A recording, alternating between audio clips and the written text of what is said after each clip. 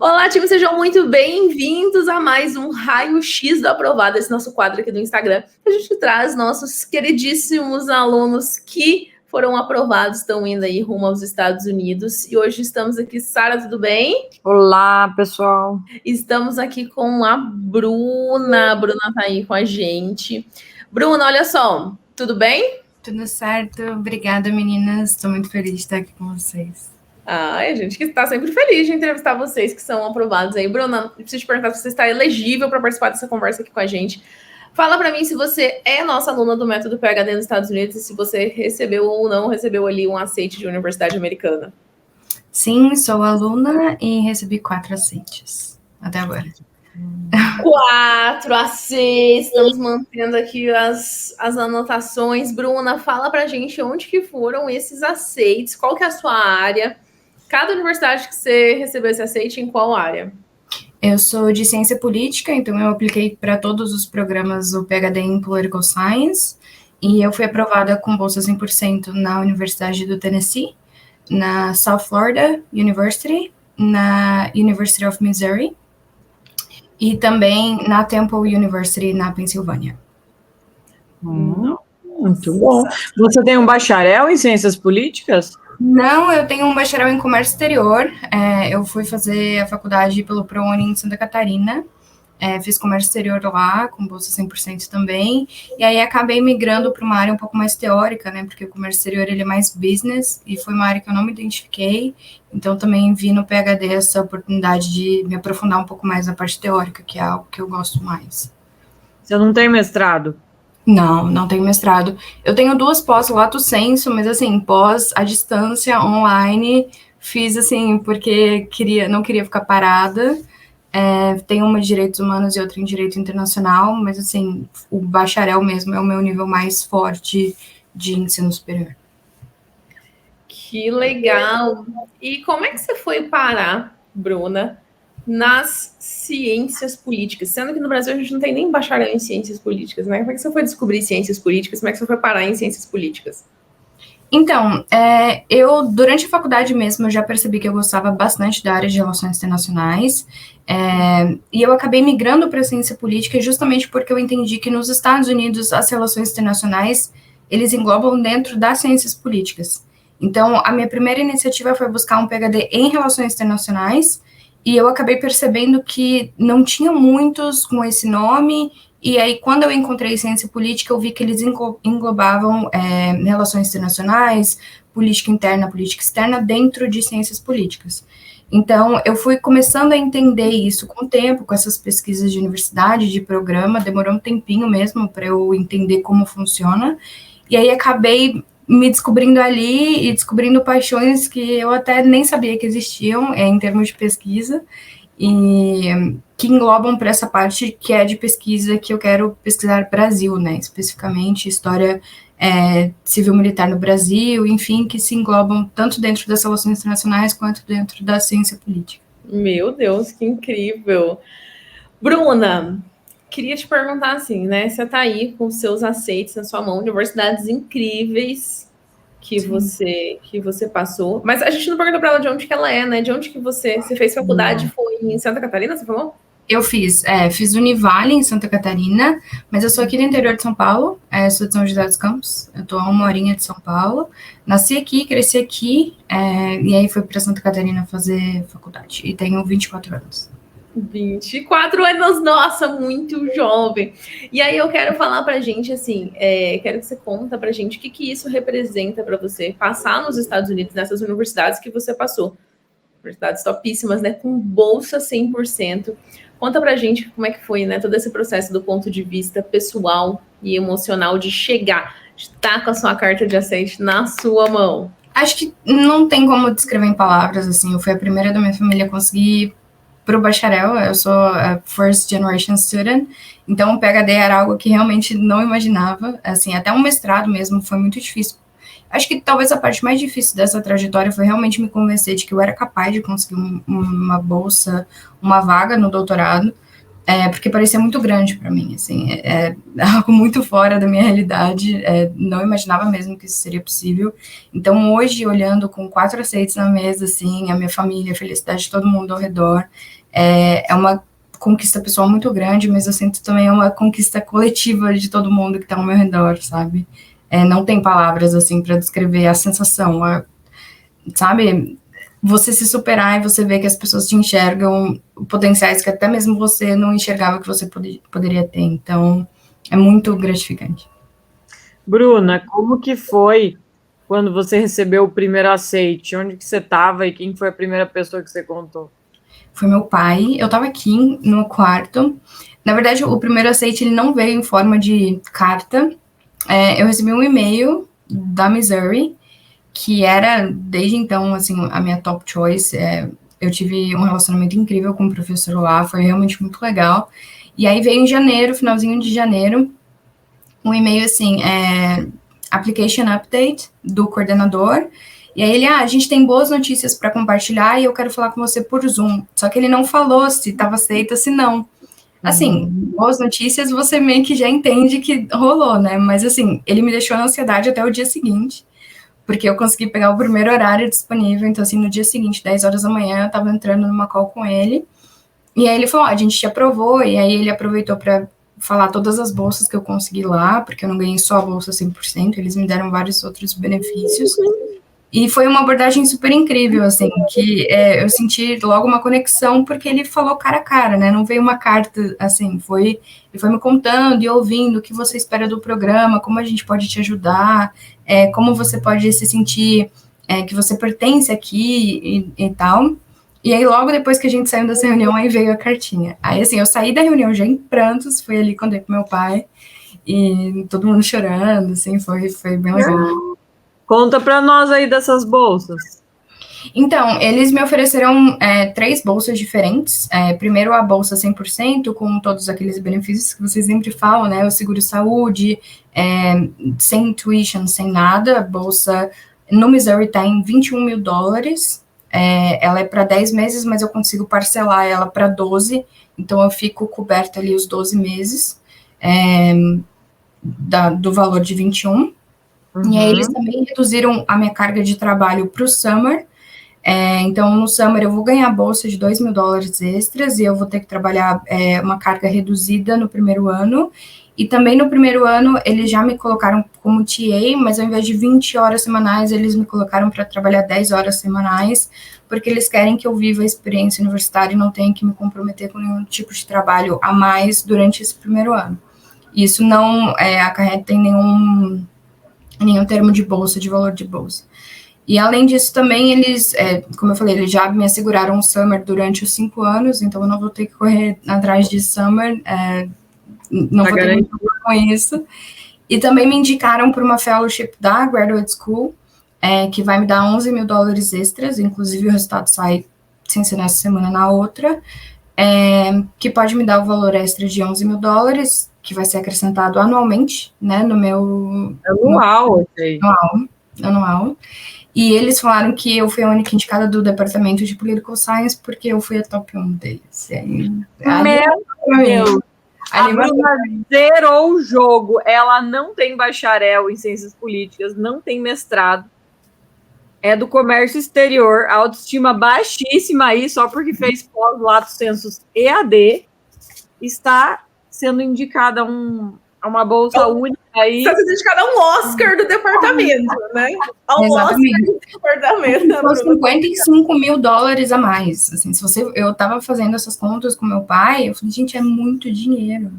Assim, para investir em mim, sabe? É algo surreal, assim. Qual que é a cidade da universidade? É Columbia, Missouri. É uma cidade pequenininha, são 120 mil habitantes, tudo gira em torno da University of Missouri, porque é gigantesca a faculdade. Deve ser bom por assim, né? Então, já procurei tudo, né? Já tá tudo. Você já tá decidida, né, Bruna? Não tem como. Assim, as outras são incríveis também. Temple University ficando para trás. Temple ficou para trás. Não, e você vê que as universidades e os coordenadores, eles estão tão atentos a essa questão que os né, vocês, como a Bruna, que mandou o melhor pacote de aplicação, que foi a melhor top candidata, estão tão atentos que o cara não mandou uma cartinha impessoal, assim, né, um papel. Não, falou, Bruna, preciso falar com você. Então, assim, ele cria toda uma conexão com o aluno, porque eles têm certeza, eles já sabem na experiência dele que um aluno recebeu vários aceites e que ele vai onde o coração dele se sentir mais acolhido, mais aconchegado. E aí vem todas essas outras bolsas que eles oferecem também. Então, assim, Bruna, é incrível ser a prova viva do que a gente sempre está falando ali para o pessoal, né? Os Estados Unidos, eles trazem essa questão de expandir. Se tivesse prestando mestrado no Brasil, você ia ter que viajar ou lá para Santa Catarina, ou sei lá para onde, para conseguir aplicar para todas essas universidades e receber tantos aceites. Então, assim, a própria dinâmica do Brasil não permite, enquanto lá nos Estados Unidos é o aluno que tem o poder, não a universidade. E, assim, eu tô super feliz, porque é incrível. E eu acho curioso também, porque eu penso, assim, que com o meu background, assim, com a minha trajetória até aqui, eu não consigo imaginar que eu passaria numa grande federal aqui no Brasil para o mestrado. Eu acho que hoje, para mim, é mais fácil acreditar que eu consegui isso do que passar no mestrado para ciência política na USP, por exemplo. Porque eu acho que eles pediriam tanto de mim e não olhariam para o holístico, né, para o todo, para minha bagagem. Por exemplo, eu não tenho eu não tenho publicação. Não tenho nada no meu currículo de acadêmico que pesa muito no Brasil, essa parte acadêmica. Eu tenho alguns projetos em andamento, eu trabalhei muito nas minhas cartas de recomendação, trabalhei muito na minha SOP, mas eu sei que eu tenho uma limitação acadêmica, até mesmo porque minha faculdade não me permitiu expandir essa área acadêmica, porque era muito prático. Eu tinha que trabalhar, eu trabalhei desde o primeiro semestre da faculdade, então a parte acadêmica ali não valia muito. Então, assim, não é que eu não queria, é que eu não tive a oportunidade até então. E eu coloquei isso, valorizei muito isso também, a SOP, assim, de que eu quero mesmo ir para ter essa imersão acadêmica que eu nunca tive. Isso aqui no Brasil pesaria contra mim. Eu acho que acabou pesando ao meu favor, porque eles querem isso, eles querem alguém que quer ir lá e aprender. Então, eu vejo que talvez o meu histórico tenha sido muito mais valorizado do que talvez seria aqui no Brasil, com certeza, sim. Aqui devido à limitação de vagas e número de candidatos, acaba que você tem que chegar pronto, né? Uhum. Eles têm que peneirar e, como tem muito candidato, eles peneiram para pegar já quem tem tudo, praticamente. Uhum. Você entra no doutorado, mas você já é um expert, né? Você já tem publicação, já tem tudo. Lá nos Estados Unidos é o contrário, eles dão, como eles precisam, porque senão eles não preenchem as vagas, eles valorizam muito o potencial. Então, acredito que apesar de você não ter grandes conquistas acadêmicas, você é uma pessoa que demonstrou o quanto você realmente quer aquilo ali, quanto isso se conecta com você, com seus interesses, né? Fez um bom trabalho de preparação. Com certeza. Bruna, e durante a sua graduação, você fez alguma pesquisa, iniciação científica? Não, nada. Eu realmente, assim, era comércio exterior e eu fui para Itajaí. Itajaí é uma cidade portuária. Então, assim, é muito business, é muito você precisa trabalhar, tem muita oportunidade de emprego. Então, assim, eu fui para lá, eu nunca tinha trabalhado antes, eu fui com 17. Eu já arrumei emprego no primeiro semestre, porque realmente tem muita oportunidade para quem quer trabalhar, ser prático na área. Então, assim, a faculdade em si, o curso, ele não foi modelado para te ensinar a escrever. Eu nunca tive uma matéria de, assim, como escrever um artigo científico na faculdade. Não tem, assim, mas tem várias de como você fazer um processo de importação. Muito, eu sei fazer. Mas, assim, a parte acadêmica, não fiz. Eu tive o meu TCC, que era obrigatório no final, e ali no TCC também eu fiz um tema muito relações internacionais, inclusive foi visto com maus olhos pela banca, né, do curso, porque destoava muito do padrão que eles esperavam, mas foi ali também que eu percebi que eu gosto de escrever, eu gosto de relações internacionais, e eu quero isso aqui. Só que aí veio o Covid, né? Então, assim, eu saí da faculdade sem muita experiência acadêmica, fiz o TCC, fui aprovada com 10 no TCC e tal, voltei para São José, porque eu percebi que aquilo não era para mim, e aí veio o Covid. E aí eu fiquei perdida no que eu faço. Tô perdida, não sei o que fazer, vou tentar um concurso público. E meu pai sempre fala assim, Bruna, a gente tem muitas limitações, até mesmo financeiras, de oportunidade, e você sempre tenta as coisas que parecem mais impossíveis. E aí eu decidi que eu queria fazer o concurso para diplomacia, que é algo assim, né, extremamente difícil, que demanda muito dinheiro, principalmente que é algo que a gente não tem. Então, estudei ali, tentei estudar com os recursos que eu tinha durante 2 anos, quase passei no concurso ano passado da segunda fase, não rolou, e aí eu tava aquela assim, gente, mas não é isso que eu quero. Eu sempre falei que eu queria ir para fora, queria estudar, nunca tive a oportunidade. E aí veio essa questão de uma pós, um mestrado, aí você sempre vê assim, mestrados na Europa, galera que foi para França, para Alemanha, e eu não era aquilo que batia para mim assim. E aí eu encontrei assim o conteúdo de vocês no YouTube.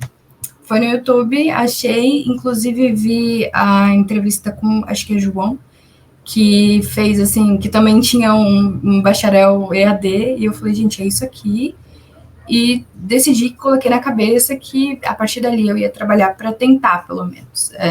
O não eu já tinha, eu precisava tentar. E aí, a partir de julho, eu desisti do concurso, deixei o concurso para trás e foquei somente em me preparar para o PhD. E eu também entendi, eu fui muito honesta comigo, de que eu precisava melhorar o meu currículo. Eu sabia, olhando para o meu currículo, eu sabia que ele não era atrativo e eu poderia, pelo menos, tentar melhorar.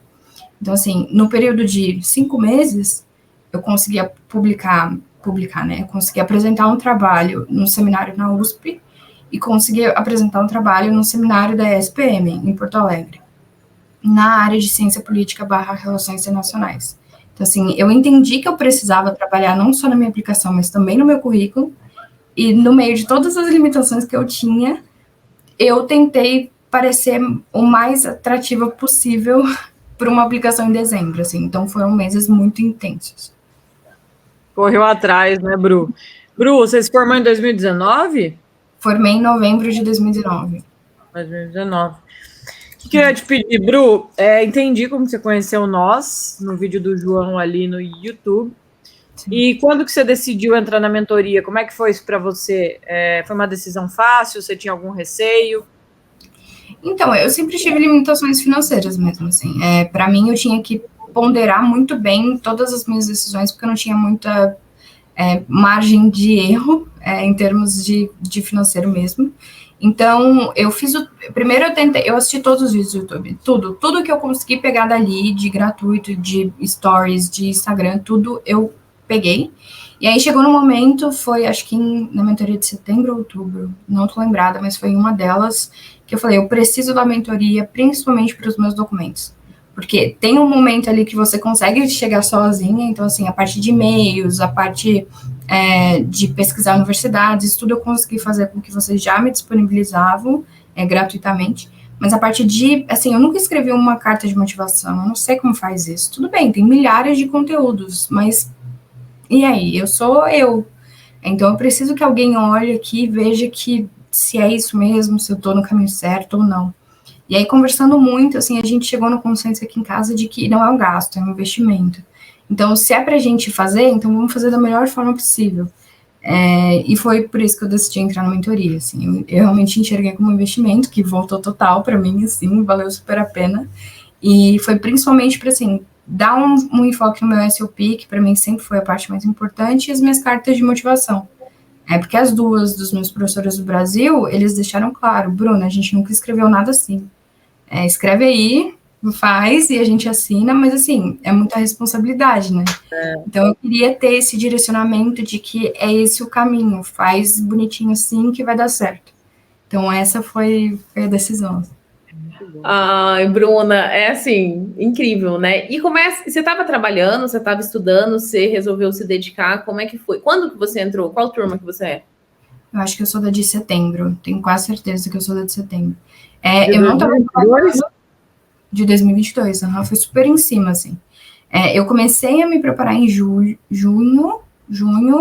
aí fiz o TOEFL no final de julho, porque, assim, eu nunca fui para fora nem nada, mas eu fiz 1 ano de cursinho de inglês, tipo, 2013, e desde então eu venho mantendo, assim, muito autodidata, e fui me virando e fazendo simulados e vendo como que ia, e aí fiz o TOEFL, eu tirei 104 no TOEFL, de cara, assim, então eu falei, bom, pelo menos o TOEFL a gente, né, já se livra, tô dentro praticamente de todas as universidades com essa nota, o que precisar para cima, cara, não, assim, é uma nota muito confortável, não vou refazer.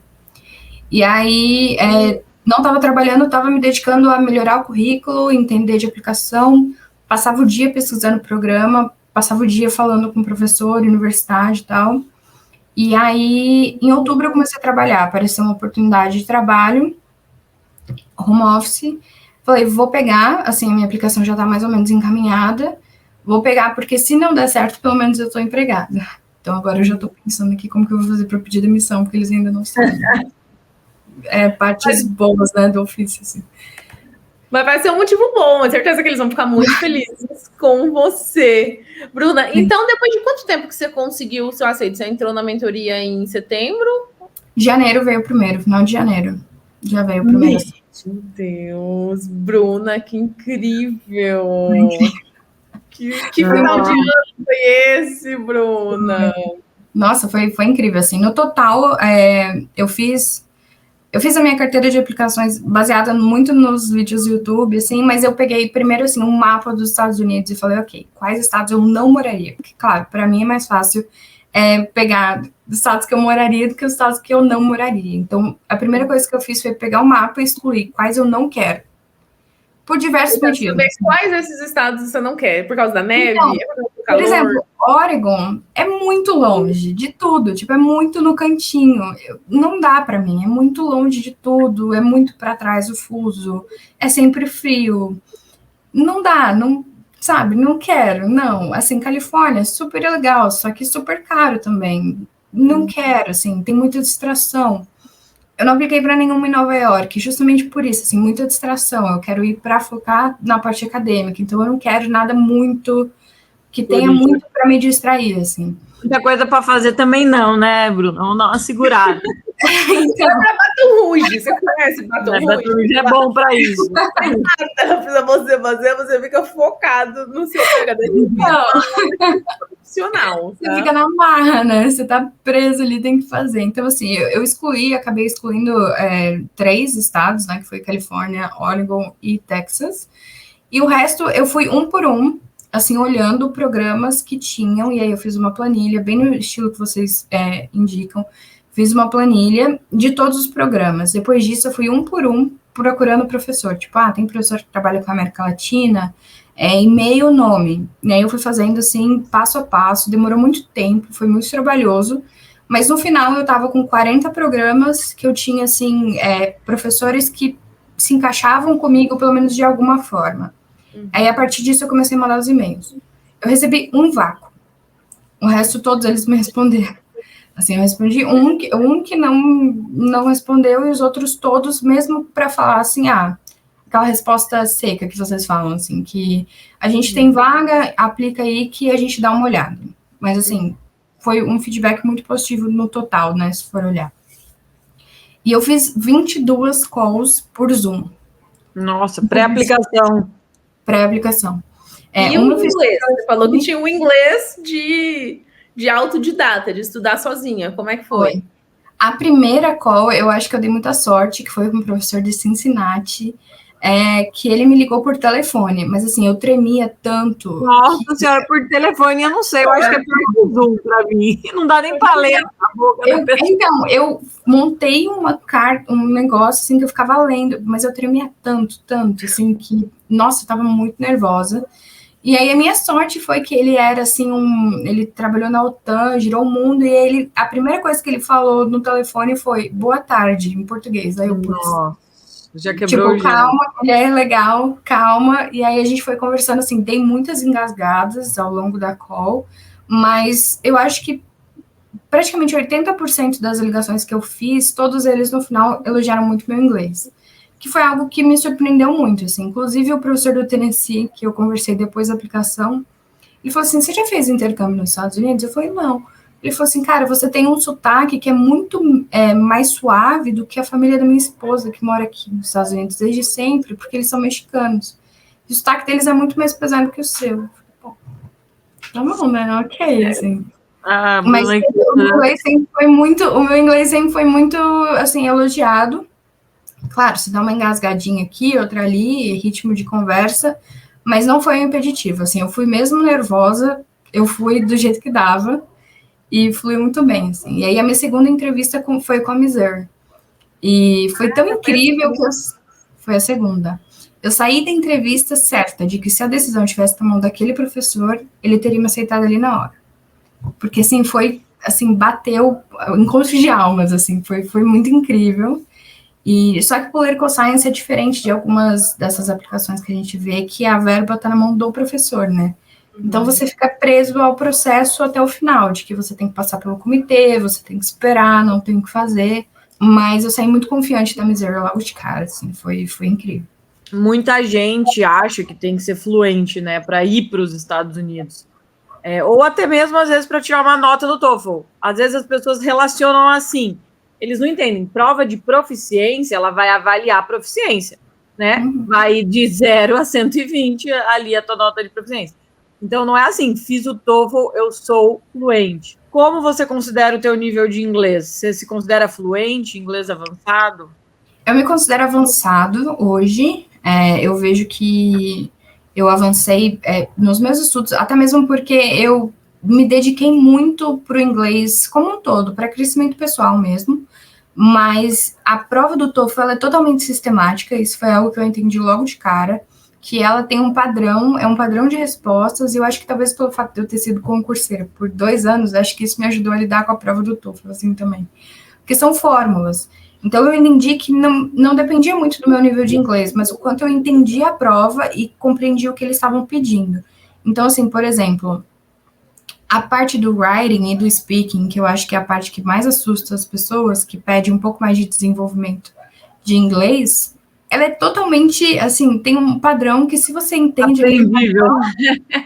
Cara, assim, você tá super salvo, assim, claro, mudam as respostas de uma prova para outra, né, são perguntas diferentes, mas elas têm uma fórmula que se você estudar e se dedicar para aquilo, você tendo um inglês muito básico, até um inglês avançado, você tá ali dentro.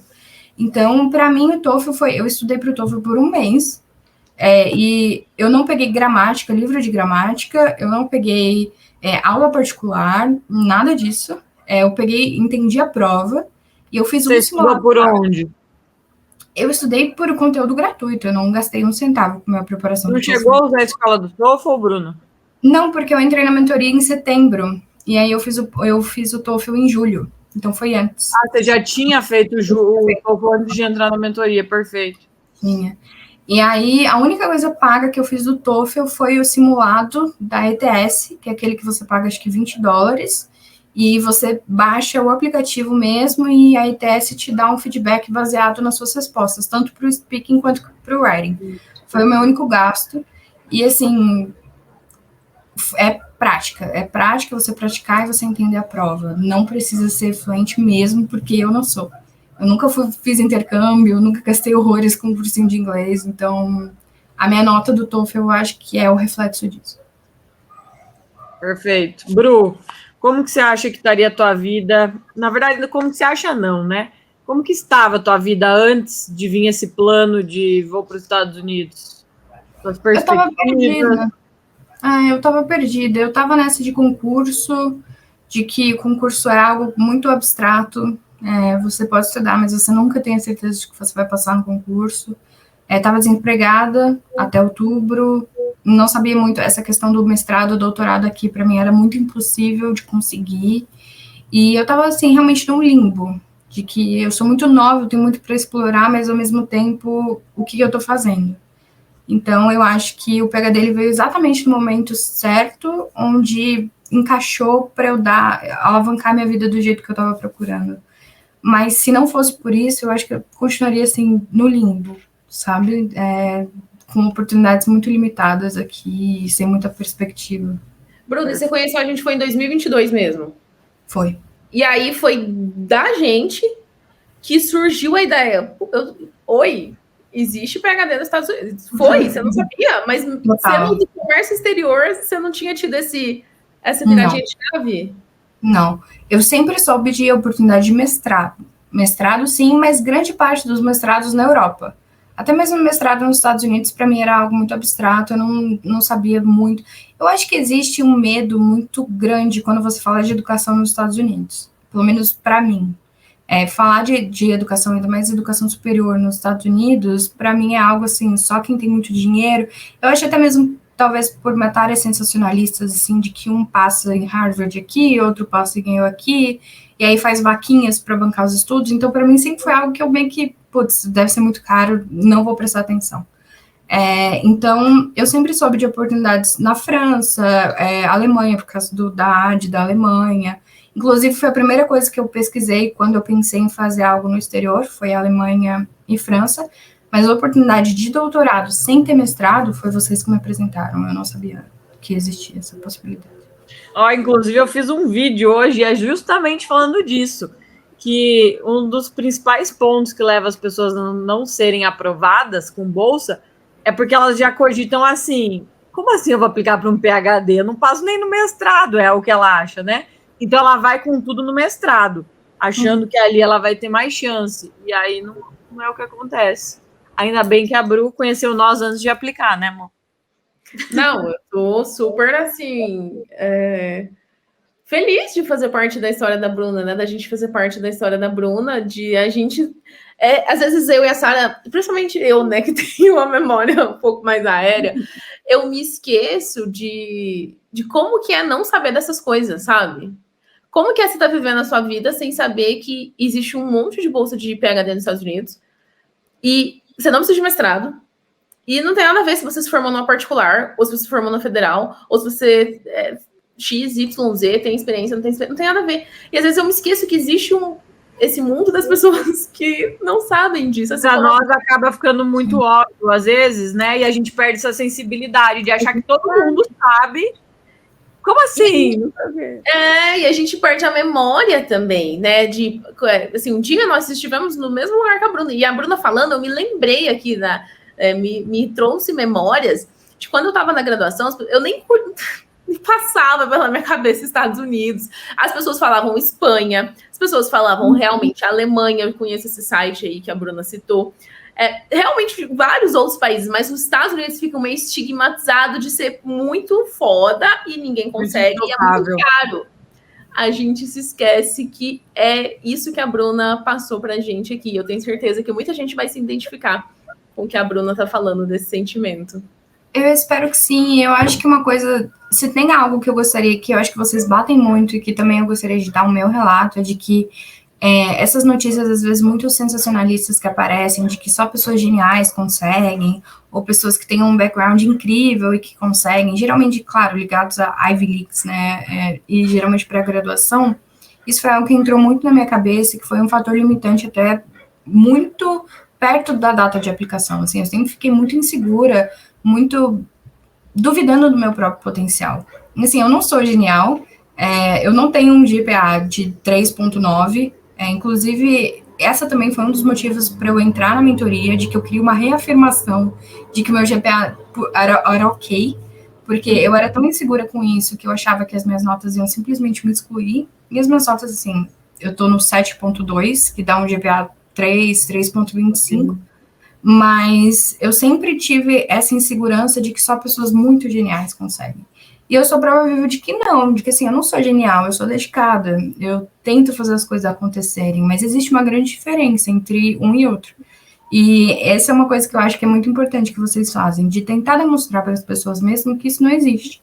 Que é só você realmente tentar se preparar, porque é possível conseguir.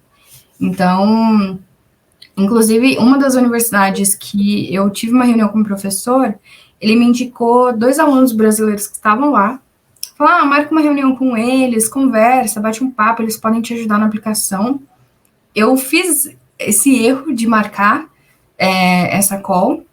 Era um aluno que, assim, passou por PUC São Paulo e USP logo em seguida, e ele falou com todas as letras, você não tem como passar. O seu currículo não é bom o suficiente, você não tem, assim, foi algo que me destruiu, isso foi logo em agosto, assim, foi um pouquinho antes de eu entrar na mentoria, de que, mas você não tem bagagem como pesquisa. Claro, assim, ele não falou direto, mas foi aquela abordagem muito passivo-agressiva de que você não tem uma federal no currículo, assim, se eu fosse você, eu tentaria universidades mais, sabe, daquelas bem, que não estão no ranking, ou que ninguém está prestando muita atenção, porque daí eu acho que você tem mais chances. E, assim, aquilo foi algo que acabou comigo, eu pensei em desistir, eu falei, gente, mas é verdade, assim, eu tenho ProUni, eu não tenho mestrado, eu não tenho publicação, o que eu tô fazendo? Isso aqui é grande demais para mim. E aí eu tive muito apoio da minha família nesse momento, e eu falei, pelo menos eu vou tentar, eu já tô aqui, já fiz as provas, e aí também foi das viradas de chave para eu entrar na mentoria, porque eu tava muito insegura, muito vulnerável, e acaba que ele passou em um programa de PhD só, e eu passei em 4. Então, assim... esse menino, ele fazia mestrado? Ele tá lá no PhD. Ele fez um curso aqui na PUC, aí fez mestrado na USP, e aplicou para o PhD ano passado, e tá lá. E aí, nessa conversa com os professores, o professor me indicou, tipo, ele já tá aqui, ele acabou de chegar. Ele vai te ajudar, vai te ajudar. E ele falou que na época ele passou só nesse. Ele falou, eu fiz uma cartela de aplicações, eu apliquei para umas 10, e essa aqui foi a última que veio para mim, e todas as outras eu fui rejeitado. E nessa eu consegui. E aí, assim... E você passou na que ele tá também? Ainda não. Mas ainda não saiu o resultado. Mas eu acho mas que... você não vai querer, né? Porque você já tá... Não, também não quero ser colega desse tipo de gente. Olha que interessante. Exatamente. Assim, é uma faculdade ótima, um programa ótimo, mas hoje eu rejeitaria, não pelo programa, porque um ótimo programa eu acho que eu até consideraria, mas por esse tipo de colega, assim, é o tipo de pessoa que eu não quero estar, entendeu? Isso é algo muito importante que a gente fala, né? Você ter passado não quer dizer que você conhece o processo geral por dentro. Por quê? Porque às vezes ele não fala nem por mal, ele fala pela experiência dele. Então, assim, ele é um cara que se formou na USP, que às vezes tem publicação, que acha que tem um currículo bom e que ele vai lá, aplica para 10 e ele só passa em uma. E ainda passa lá na finaleira, né? Quase, vamos dizer, a última remessa. Então, ele sente assim, caramba, eu sendo bom, só consegui essa. Então, o padrão é esse. E ele passa adiante isso. Então, se alguém pergunta para ele, ele fala, não, para você passar aqui, você tem que primeiro faz um mestrado, aí faz tal coisa, publica, que senão você não vai ter chance. Porque é uma visão muito limitada da própria experiência dele. Então, é isso que as pessoas têm que cuidar. Imagina que eu e a Monique, a gente só conhecesse o nosso processo. E que essa visão a gente levasse como a nossa base. Porque ele acabou de chegar. Imagina que eu e a Monique, quando a gente tivesse acabado de chegar, começasse a ensinar as pessoas. Será que a gente ensinaria realmente o que existe? Né? Então, a primeira coisa, o nosso insight só veio no final. Porque depois de 5 anos lá, a gente começou assim, caramba, mas a gente conversava muito.